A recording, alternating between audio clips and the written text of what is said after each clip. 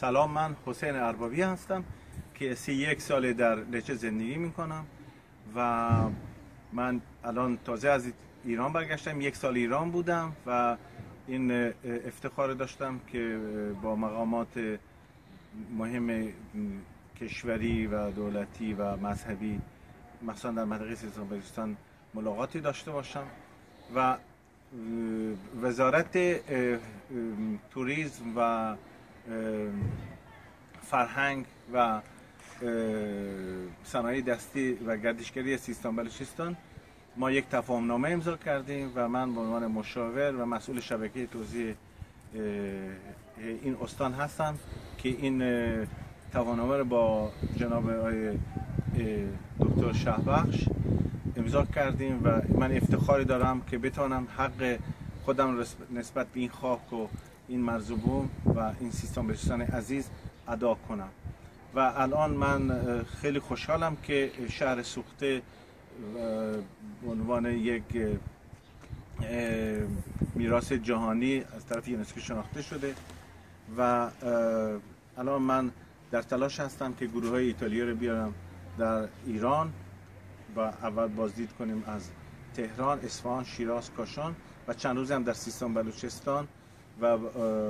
اینطوری بازدیدشون از موزه و شهر زابل، از شهر سوخته، دهنه غلامان و کوه خواجه که مقدس است برای چندین دین و مذهب و آیین. و بعد یک سفر خواهیم داشت به سراوان، مهمان آقای بزرگزاده خواهیم بود و بازدید خواهیم کرد از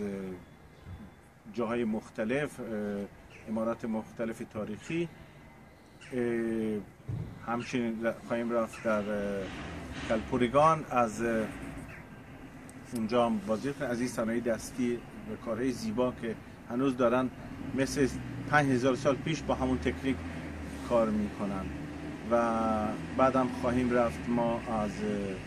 چابهار دیدن خواهیم کرد که همونطور که میدونید چابهار یک بندر تجاری و قدیمی هست و این و همچنین از لحاظ توریستی چون اونجا ما ساحل‌های پهن و بزرگ و با آبی زلال و ساحل زیبا داریم و همچنین از گلفشان و جاهای دیدنی. اگر انشالله وقت بشه ایران شهر خواهیم رفت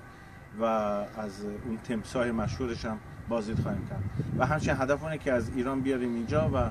فرهنگ این منطقه سالنتو رو و لچه رو بشناسن از لحاظ تاریخی، از لحاظ